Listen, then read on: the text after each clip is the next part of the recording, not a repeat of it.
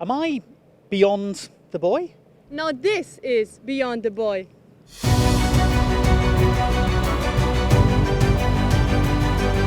It's more difficult to swim in open water, but I think it's more fun. The strategy, yeah, that's what I like about it. Every race is different in open water. I met with jellyfishes. Jellyfish is not even a problem. With open water, it's not like the fastest swimmer would win. It's also about the tactics, and you have to be smart in the water. It's quite a mess when we race because we're all together at like 60 guys in the open water. So that's why I prefer to swim in front and not deal with all that. There are really, really good girls and also men in the races. I think the level is really, really high. It's a long race, the 10K is 2 hours, but I like it, it's cool.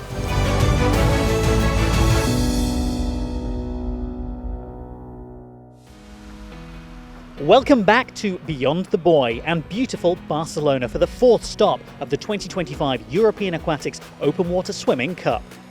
Before today's action though, here's a quick reminder about why we're in the Catalan capital and what makes Barcelona such a brilliant host city. This year we are celebrating the 8th edition of this event. Clearly we love swimming here and we are never getting tired of it. Barcelona is Barcelona. You cannot say anything more. They have a huge experience with open water, and we think that we are in the best place in Europe to organize such event. I'm very excited about racing here. Barcelona is so beautiful place. The race course is very interesting. I was here last year also, and I'm hoping for a great race, of course. I love the weather, it's hot, it's sunny. Sometimes I come back here for the holidays, so I'm so happy that I can start on the European Cup here. I can't wait to race here. We have here the top athletes, top European athletes in Barcelona. We have a long tradition of swimming in the port of Barcelona. It's very important to have this kind of competition in these big cities because it's more popular. We are really happy to be back in Barcelona. Every year we have more and more people joining us, and it's such a great feeling having all those people there swimming. Barcelona is the best, so we are very, very lucky. It is certainly going to be exciting. My name is Nick Hope, and by now I think you know who I'm joined by, three-time world champion Leonie Beck. You love this venue, but tell us what it is like swimming in kind of a harbour setting. Yeah, I love also this place. As we said already in the previous show, it was my first World Championships 2013 here in Barcelona. And the tricky thing is here that the lap is 2.5K, so you can feed just 3 times. And you cannot drink so much, and it's hot. So another thing is that here there are no waves, and the moment you go around the corner, you're in the sea, and then there are a bit more waves. But I think it's really lovely to race here. The water is warm, outside is warm, and we're in Barcelona. Yeah, I mean, aside from it being beautiful and the sun that we got here as well, what you have all along the side are spectators. What difference does that kind of make to swimmers as well, to feel that kind of support?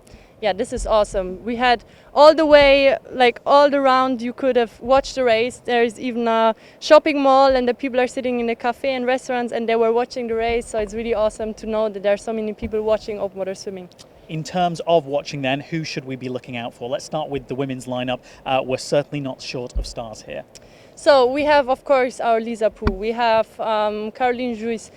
We have to mention that we are in the beginning of the season, so no one is in top level right now. No one is in the highest shape of their life, probably. We have Claudia from Poland. We have a lot of good girls. We have Julia Berton. We have many girls, and I'm really happy to welcome so many here in Barcelona. I mean, it's good as well, isn't it, to start seeing a new generation come through. You mentioned Klaudia Taraskowski, who I always struggle with her surname, so apologies to everyone in Poland there who I may have just offended. I've tried it multiple times, I can't nail it. But we know who we're talking about. She won the first time out in Cyprus, and I guess is one of those emerging stars, along with Victoria Mihaljevari from Hungary coming through. Yeah, and for example, Victoria, she's coming from the pool, really fast swimmer. European medals in 400 medley, for example, in Rome 2022. So yeah, the concurrence is getting higher and higher in open water swimming. It absolutely is. We do still have the experience there, which we're delighted to have, obviously, here in Barcelona. One of those who's raced in the city a few times is Caroline Duis of France, someone you know well. Gave her a bit of a grilling, though, earlier, right? Yeah, Nick, you know it's all about asking the important questions.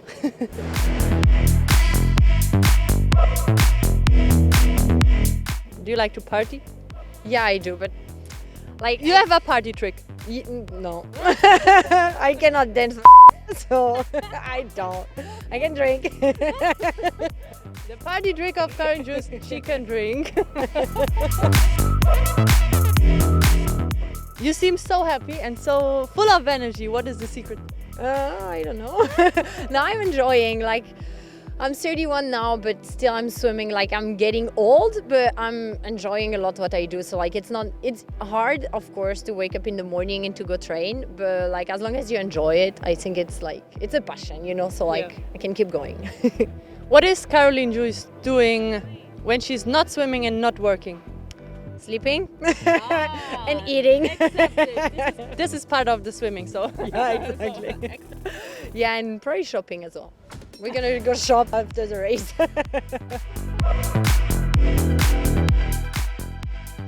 Absolutely loved that interview, probably my favourite of the season so far. Big shout out to Caroline. We'll hopefully catch her after the race as well a little bit later on in the programme. But let's now cast our eyes onto some of the rest of the field. And in particular here, fascinating story. We have a dad and daughter duo from Ireland.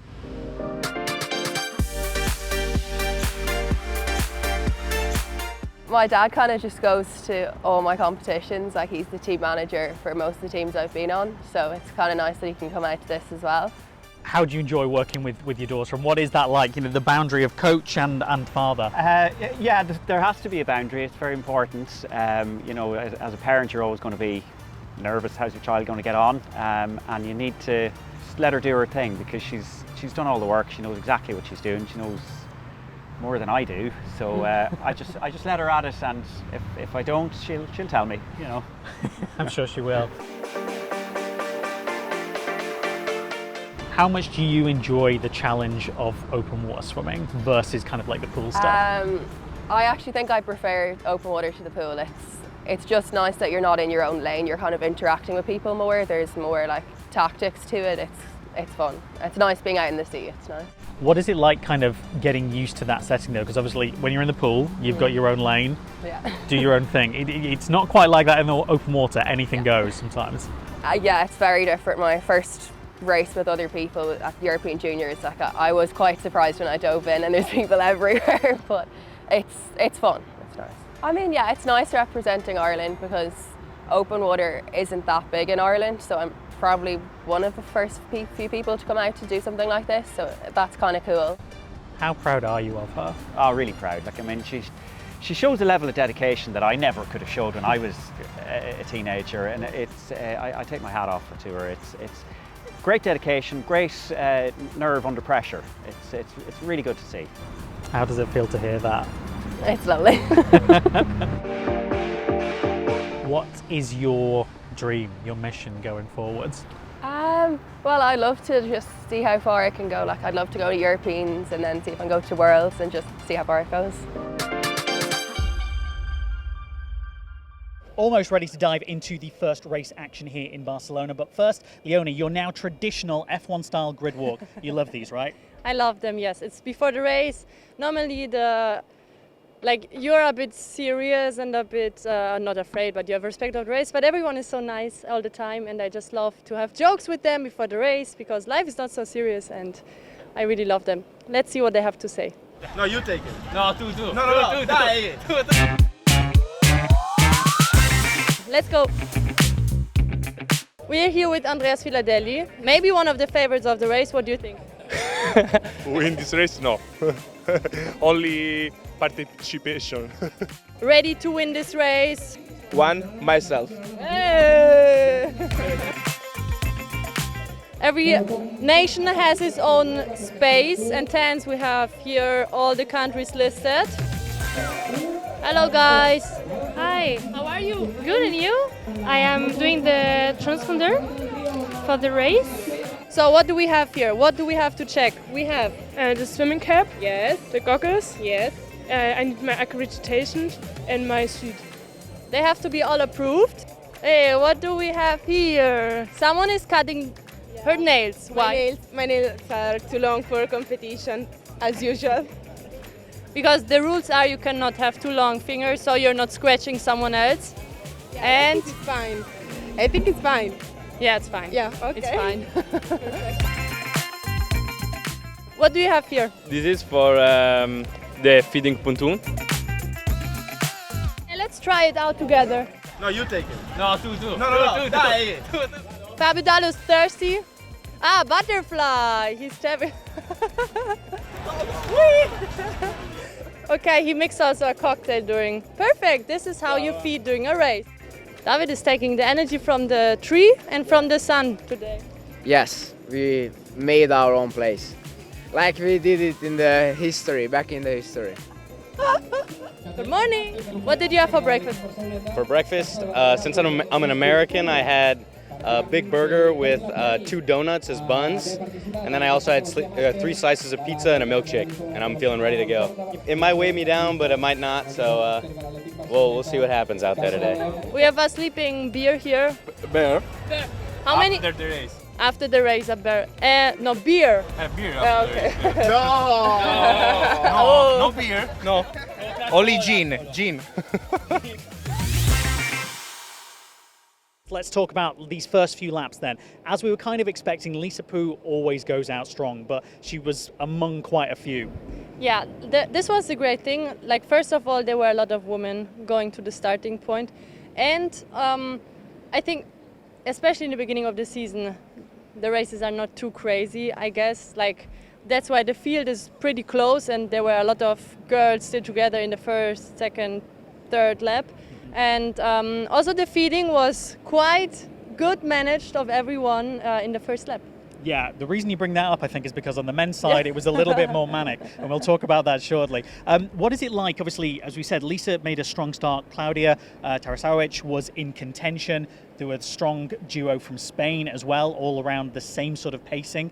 What is it like, though, at this point of the season? They've had breaks after the World Championships, a lot of them, and in a 10K, there's sort of nowhere to hide if you're struggling fitness-wise, and a lot of the time you don't know how you're going to perform until you get in there, right, at this stage? Yes, and a lot of times you don't know at what stage you are. So it can be that in the first 2 laps, you feel pretty good, but at one point there is coming the hammer and then you're like, oof, I'm dead. So it can happen that you feel pretty good in the beginning, so you have to manage all your energy pretty good. Try to stay in the draft as long as you can, especially when you don't know how far you are, because 10K are really long. Obviously, it was like a really entertaining sprint into the finish, wasn't it? So talk us through. You were right there on the finish line watching it all unfold. What was your kind of take on what was happening? I saw Claudia was leading, and I saw also Lisa Poo was the second. And then there was a pretty close touch between Spain and France. That is another confidence-boosting win, isn't it, for Claudia? Second of the season so far. And as I said, someone we're definitely going to be watching, not just for the rest of this year, but definitely into 2026. Yeah, and she told me she was really, really nice and awesome, and she told me that she changed coach and she's starting in open water. She's not completely new, but I think there's a bright future of her. Yeah, we look forward to seeing what she does next, but let's hear from her after the race. Congratulations, it was a real fight out there. Talk us through it. The race was so great. I feel so great. The water temperature was so good. Yeah, but I have one problem. My goals. I get the water and it's salty. The water was so salty, and my eyes. Yeah, I lost the vibe for the 5 seconds, a few seconds. But yeah, I finished race so great. Tough conditions, but a great performance from you today. How do you look back at the race? I'm pretty happy with what I did, and I'm happy with the Polish girl that swam really, really fast. She's a young one, and I think she has a good future for a swimming career. For you, how much do you enjoy a challenge with other swimmers? It was hard. I didn't plan to go on top of the race. I wanted to get hidden, but I didn't do that. I wanted to wake me up, I think. And at some point I couldn't keep up the pace, so I placed second the 2 other laps, and it was quite hard to keep the pace behind the girl, yes. Okay, easy place to start. Talk me through it from your perspective. Really hard race. I got food poisoning last night. So like I had empty stomach, I vomited a little bit, like I vomited this morning. So I don't know, I didn't know if I would even take the start. So I'm really glad I could finish. But I had no power, and like the last lap was really freaking hard. Just to confirm those standings in the women's event then, Klaudia Tarasovic of Poland taking the gold, Lisa Pou of Monaco second, Caroline Jouis of France in third. For a full roundup of the results, head to the European Aquatics website. Huge congratulations to those medalists. Before we talk about the men's event though, let's pay tribute to a real legend. No, not just Leonie, but somebody that you raced many times over the year. Sharon van Rouwendaal, double Olympic champion. She stepped away from the sport. What will be kind of your strongest memories of the time that you guys have spent together? She had so many successes, so many medals, and I think the Paris gold was like the crown on her career. Even if you're a one-time Olympic champion, you know how many people are getting Olympic champion, but 2 times is pretty good. Yeah. And yeah, I really enjoyed racing with her the last years, and she was before me in open water, of course, so I missed many years racing with her, but the last couple of years were fun, and I wish her all the best for the retirement. Life after sport is not the easiest to make the start and manage the situation going inside, so I hope that she's really happy now and is enjoying her life. Yeah, absolutely. She has big plans for her academy and swim school going forwards, but caught up with her a little bit earlier to reflect on her career and many European highlights in there as well.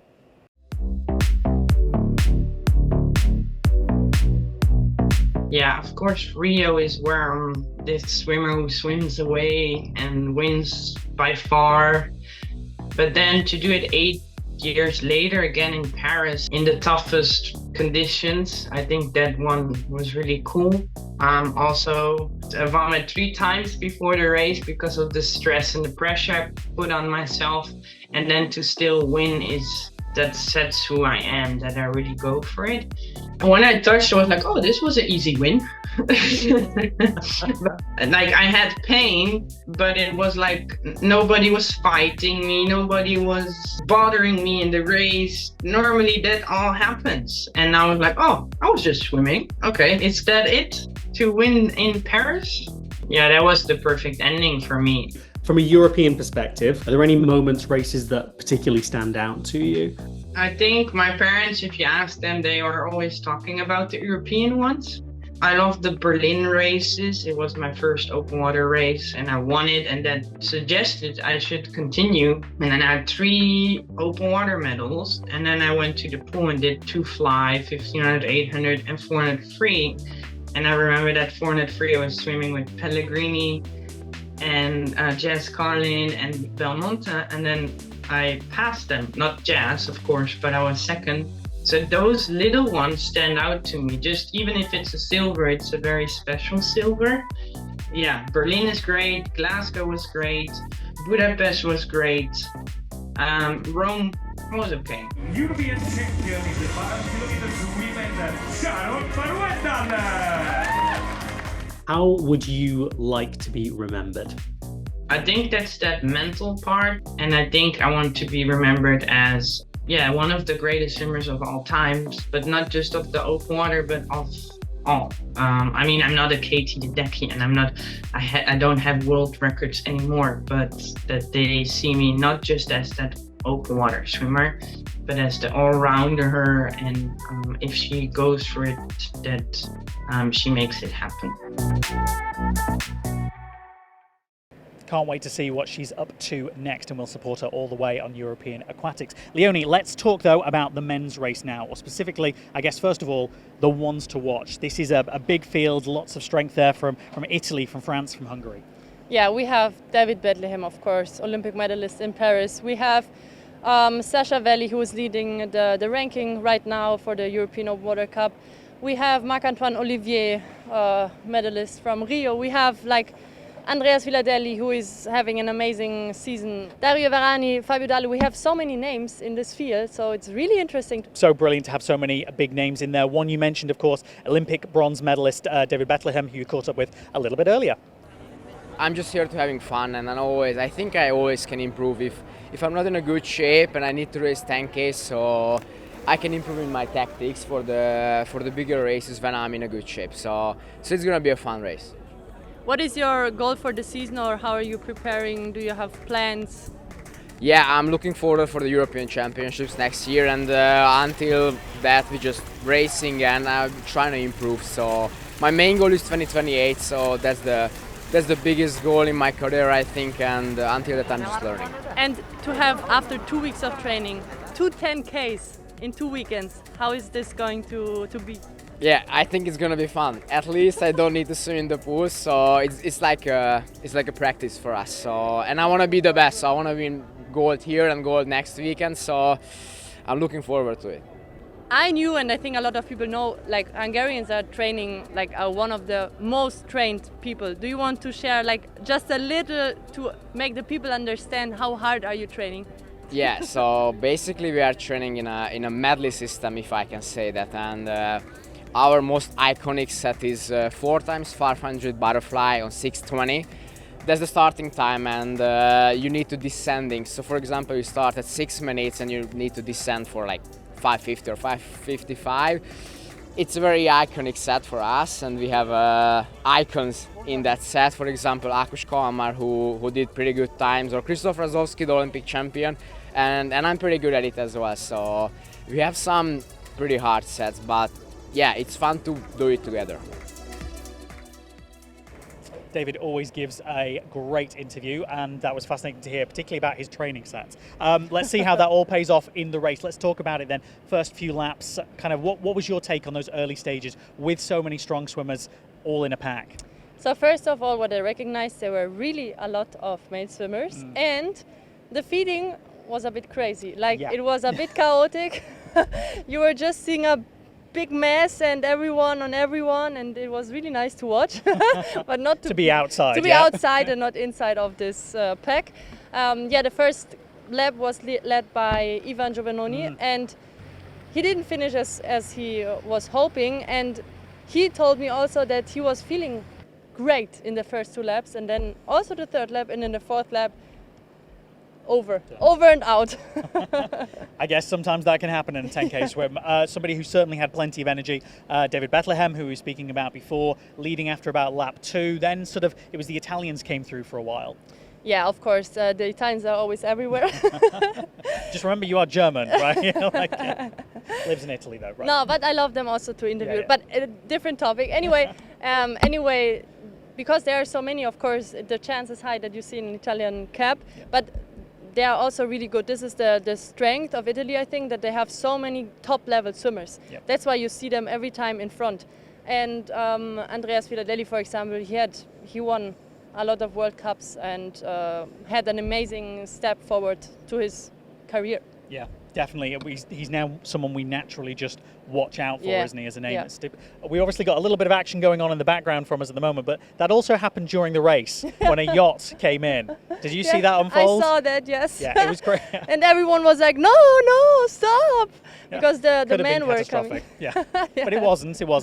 No, everyone was fine, but it was really funny to watch. Yeah, it just gave us something different to talk about other than the race for a moment. But let's talk about Rio 2016 Olympic medalist Marc-Antoine Olivier, world medalist this year, somebody we always look out for. Didn't quite have the race that we and perhaps he expected. Yeah, he pulled out. Midway through the race, he pulled out because he had, first of all, we're in the beginning of the season. He had, I think, races every weekend until now for the last 3 weeks, so we are not machines. Yep. And of course, at one point, it's getting too much and your body is just sore and tired. Wasn't so for David Bethlehem, though. He powered through, and another impressive victory. Yeah, but we heard yesterday his training plan, so I'm not wondering anymore why. And he also did a break, and he was half a year in America and change coach and whatever.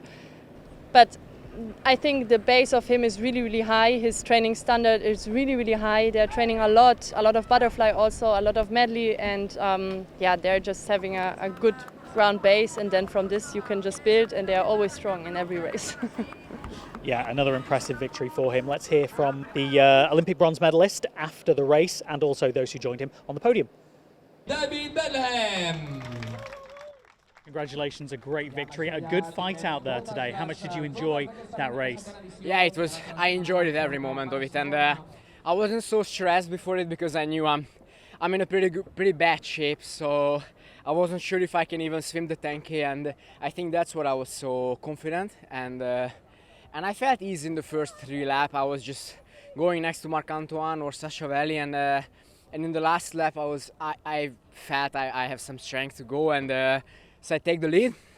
And in the last 400 meters, Guidi come next to me, and another Italian start to fight with him. So I was like, yes, that's my moment. So I need to sprint in the finish, and I can win it. Congratulations on the podium finish today. Tell me about your race. A good race, very slowly. Only the last lap we push. In the after 18 meters. Sprint for the podium. I'm very happy because after two years I win this medal, the last medal in 2023 in Barcelona, in 3rd position, and so I'm proud for this result. How do you feel about the race today? Today is a good race. It's my first important race of the season. I came in Barcelona for a good result, and today the 3rd position is a good result. So just to confirm those results on the men's side, David Bethlehem, the gold medalist, 2nd Marcello Guidi, and Andrea Filadelli in 3rd. A full roundup of the results can be seen on the European Aquatics website. 3 very worthy medalists today. Great performances. What will be your biggest takeaways of the penultimate leg of the series? Barcelona is a great city, but we know that, and I'm so happy that there are more and more people joining the European Cups, and not just for a training race, but like to try tactics, to take it for a good race, because the level is really high. And I'm really happy to see all of my friends and family, because we are an open water family, you know, and I'm really happy to see them every time. Great stuff. Yeah, that is definitely something that we notice in this sport, that it is just such a close group. They might battle it out, particularly in the feeding stations sometimes, but they are all friends once they get out afterwards. Look, another thing that was all about kind of friendship and celebration was the Special Olympic event that was part of the program here in Barcelona. A nice collaboration between Special Olympics Europe and European Aquatics. What was kind of your take on that? Because it's so much, I guess, about the purity of sports. Yes, I just love it. And you know, sport is bringing people together, and no matter who you are, no matter what you have, what you don't have, how you look, how you don't look, in sport it doesn't matter. Like, that's what I love about sport, and we have such great values in swimming. What you also learn during your career: respect to each other, be kind, and everything. And it was so nice to see everyone happy, and they had an 800-meter lap. And they were celebrating so much, and it was really, really nice. And it's like good for the heart to see. Yeah, it was amazing to kind of witness, and yeah, a real honour, wasn't it, in so many ways. We will, of course, be back with European Aquatics 10-kilometre action in Croatia in just basically a matter of days, right? Yes, next week. Looking forward to that. We will, though, end this programme with that celebration of sport, the Special Olympics event, as we were talking about. Enjoy.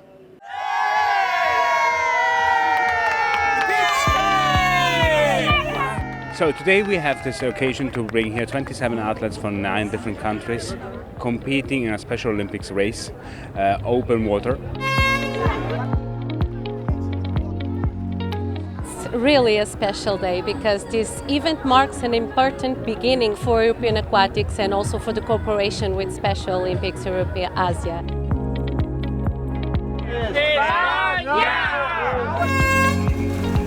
We're here in a team. This is my friends and my family. We're all so safe together. Well done.